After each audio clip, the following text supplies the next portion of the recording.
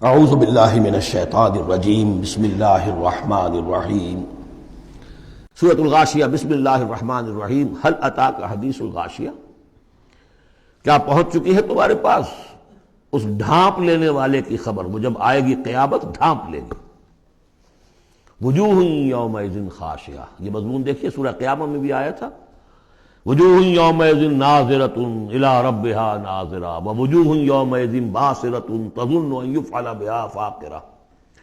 پھر سورہ عبس میں آ چکا ہے، وجوہ یومئذ مسفرۃ ضاحکۃ مستبشرہ ووجوہ یومئذ علیہا غبرۃ ترہقہا قطرہ۔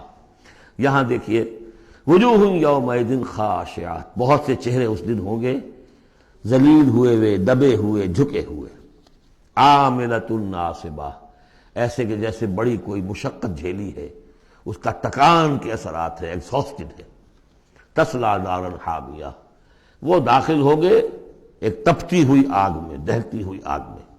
تسقیٰ من عین آنیہ، انہیں پلایا جائے گا وہ پانی کے جو کھولتا ہوا ہوگا، ایک ایسا چشمہ جس کا پانی کھولتا ہوا ہوگا۔ لیس لہم طعام الا من ضریع، نہیں ہوگا ان کے لیے کھانے کے لیے غذا مگر جھاڑ کانٹوں والی جھاڑیاں، یا وہ زقوم جس کا ذکر پہلے ہو چکا ہے۔ لا یسمن ولا یغنی من جوع، نہ تو وہ موٹا کرے اور نہ وہ بھوک ہی کو مٹائے۔ یعنی یہ کہ کھانے کے دو ہی فائدے ہوتے ہیں، آپ کے جسم کو تقویت حاصل ہو، یا یہ کہ کم سے کم بھوک کا احساس تو ختم ہو جائے، ان دونوں میں سے کوئی شے نہیں ہوگی۔ اب اس کے برعکس وجوہ یومئذ ناعمہ، بہت سے چہرے ہوں گے اس روز تر و تازہ، جیسے کہ ناز و نام میں پلے ہوئے لوگ ہوتے ہیں ان کے چہرے۔ لسعیہا راضیہ، وہ اپنی سعی اور جو بھی انہوں نے دنیا میں محنت کی تھی اور اس کے جو بھی انہوں نے مشقت کی تھی، اثار و قربانی کا معاملہ کیا تھا، اس کا جو نتیجہ ان کے سامنے آئے گا اس سے راضی ہوں گے۔ لسعیہا، یہ انہی کی کوشش تھی، محنت تھی، لیکن آج اللہ نے قبول فرما لی۔ اولئک کان سعیہم مشکورا، وہ لوگ ہوں گے کہ جن کی سعی جو ہے اللہ تعالیٰ کے یہاں مقبول ہو جائے گی تو وہ راضی ہوں گے۔ فی جنت عالیہ، ایک باغ میں جو بہت بلند ہوگا، اونچا۔ لا تسمع فیہا لاغیہ، اس میں وہ کوئی لغو بات بھی نہیں سنیں گے۔ کوئی لغو بات سننے سے بھی انسان کو کوفت ہوتی ہے، تو اور تو کوئی بات کیا، جھوٹ سننا یا کوئی الزام، یہ تو اس کا سوال نہیں، لغو بات بھی نہیں سنیں گے۔ فیہا عین جاریہ، اس میں ایک چشمہ ہے جاری، چلتا ہوا بہتا ہوا۔ فیہا سرر مرفوعہ، اس میں اونچے تخت ہیں رفیع۔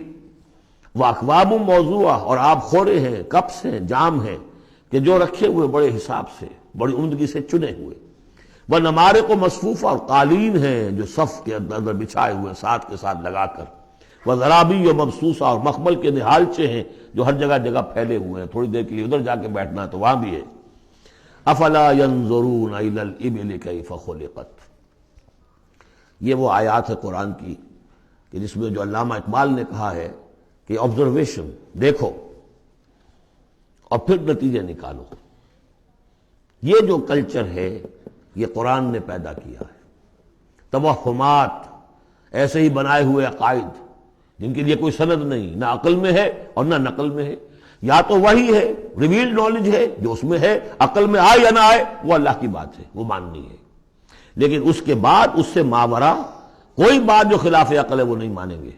وہ پھر ہونی چاہیے ان السمع والبصر والفؤاد کل اولئک کان عنہ مسئولا، پھر اس سے ہے۔ تو اب دیکھو، افلا ینظرون الی الابل کیف خلقت، تو کیا یہ غور نہیں کرتے، دیکھتے نہیں ہیں کہ اونٹوں کو کیسے بنایا گیا ہے، ان کے جسم کی کتنی ہم آہنگی ہے ان کے ماحول کے ساتھ۔ پورے ہفتے انہیں پانی نہ ملے لیکن وہ چلتے رہیں گے، کھانے کو نہ ملے چلتے رہیں گے۔ ان کے پاؤں ایسے بنائیں کہ دھستے نہیں ہیں ریت کے اندر۔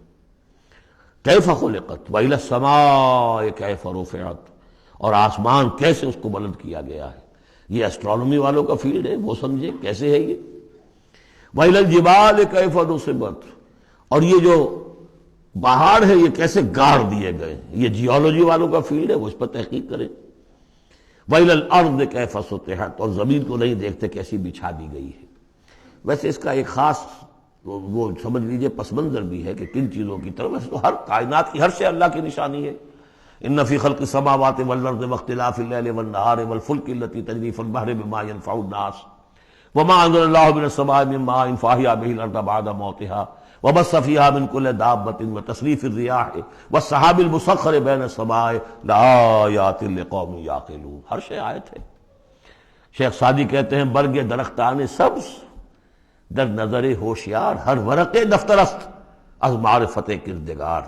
یہ جو درخت ہیں ان کے جو پتے ہیں سفید ہرے ہرے پتے، جو دیکھنے والی آنکھ ہے اس کو تو یہ ان میں سے ہر پتا ایک دفتر نظر آتا ہے معرفت کا، اللہ تعالیٰ کی معرفت کا. اور آج ہمیں معلوم ہوا ہے کچھ نہ کچھ. آج سے پہلے لوگوں کو معلوم نہیں تھا کہ ہر پتے میں ایک فیکٹری ہے، فوٹو سنتھسس کی فیکٹری ہے، کہ جو یہ سولر انرجی ہے اسے وہ جذب کر رہی ہے اور اس کو جو ہے کنورٹ کر رہی ہے. وہی انرجی ہے جو لکڑی کے اندر سٹور ہو رہی ہے، پھر آپ لکڑی جلا کر نکال لیتے ہیں. یہ آگ کہاں سے آ گئی؟ وہی سولر انرجی، اس کی سورس وہی ہے. اور اس سولر انرجی کو، سورج کی اس حرارت کو جذب کر رہا ہے یہ پتا، اور وہاں وہ عمل جاری. ہر پتا ایک فیکٹری ہے فوٹو سنتھسس کی. تو برگ درختان سبز در نظر ہوشیار ہر ورق دفترست از معرفت کردگار. لیکن یہاں چار چیزوں کا ذکر جو ہوا ہے یہ ایک خاص پس منظر ہے. آپ کو معلوم ہے کہ ان لوگوں کے جو پہلے مخاطب تھے قرآن کے، ان کی زندگی گزرتی تھی سفروں میں، لیلۃ الشتاء والصیف. اور سارا یہ حجاز کا علاقہ تھا جب یہ چلتے تھے تو چلتے ہوئے کیا چیز ہے؟ اونٹ پر تو سوار ہیں، اوپر آسمان ہے، داہنے بائیں پہاڑ ہے، نیچے زمین ہے. یہ چار چیزیں وہ تھی کہ جو ان کے لیے ہر وقت ہر آن ان کی نگاہوں کے سامنے. دیکھتے تو تم ہو لیکن یہ حیوانوں کا سا دیکھنا دیکھ رہے ہو تم. یہ تو اونٹ نے بھی دیکھ لیا کہ اوپر آسمان ہے نیچے زمین ہے اور ادھر پہاڑ ہے ادھر پہاڑ ہے، یہ تو اس نے بھی دیکھ لیا. تم نے کیا دیکھا؟ دم چیز پیام شنیدی نہ شنیدی در خاک تو یک جلوہ آمیخت نہ دیدی. یہ سانس جو آ رہا ہے یہ پیام ہے، کوئی پیغام ہے اللہ کا. کبھی سنا ہے کہ نہیں سنا؟ اور تمہاری خاک کے اندر ایک جلوہ بھی ہے، جلوہ ربانی، روح ملکوتی بھی ہے. کبھی دیکھا ہے اس کو؟ دیدن دیگر آموز شنیدن دیگر آموز. یہ صرف حیوانوں کا سا دیکھنا اور حیوانوں کا سا سننا. اس سے ذرا آگے بڑھو، انسانوں کا سا دیکھنا، انسانوں کا سا سننا سیکھو. تو یہ ہے وہ کہ اب ان کو دیکھو، ان چیزوں کو آبزرو کرو، ان کی حکمتوں کو دیکھو، ان کو انویسٹیگیٹ کرو. اس میں قوانین فطرت جو ہیں، قوانین طبی ہیں، ان کا انکشاف ہوگا. یہ ساری چیزیں تمہارے لیے مسخر کر دی گئی ہیں، تم ان کو ماسٹر کرو، ان کو اپنے استعمال کرو، ایکسپلائٹ کرو. یہ سارا کام تمہارے لیے ہے. تمہیں خلافت دی گئی ہے زمین کی، پوری دنیا تمہارے لیے بنائی گئی ہے.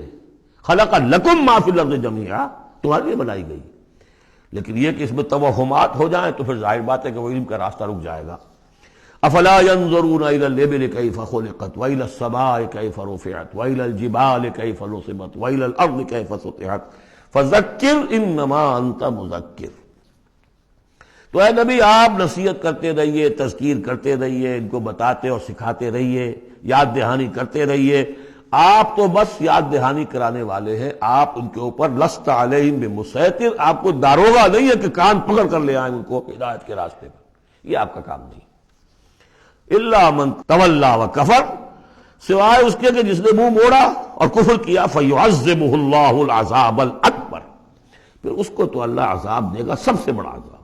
کیوں سب سے بڑا عذاب؟ رسول کے آنے کے بعد جبکہ حق بالکل عریاں ہو کر سامنے آ جائے، کوئی شک و شبہ باقی نہ رہے، ان کی سیرت کے بارے میں، ان کی شخصیت کے بارے میں کوئی داغ نہیں، کوئی دھبا نہیں، کوئی انگلی اٹھ نہیں سکتی. اور جس طریقے سے آیات ربانیہ انہوں نے پڑھ پڑھ کر سنا دی ہیں، اب بھی اگر کوئی نہیں ہے تو معلوم ہوا کوئی خیر نہیں ان کے اندر. اب یہ شدید ترین عذاب کے مستحق ہیں. انا الینا ایابہم، اے نبی ان سب کو ہماری طرف لوٹ کر آنا ہے.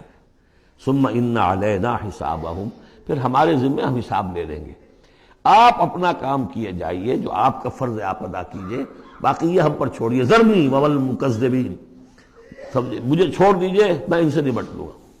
ذرنی والمکذبین اولی النعمہ مہلہم قلیلا. اور دیکھیے کس طرح یعنی سورہ تاریخ جو ختم ہوئی ہے کہ ایک ہی آیت میں مہلہم، آپ کو ان کو ذرا دیجئے، مہلت دیجئے.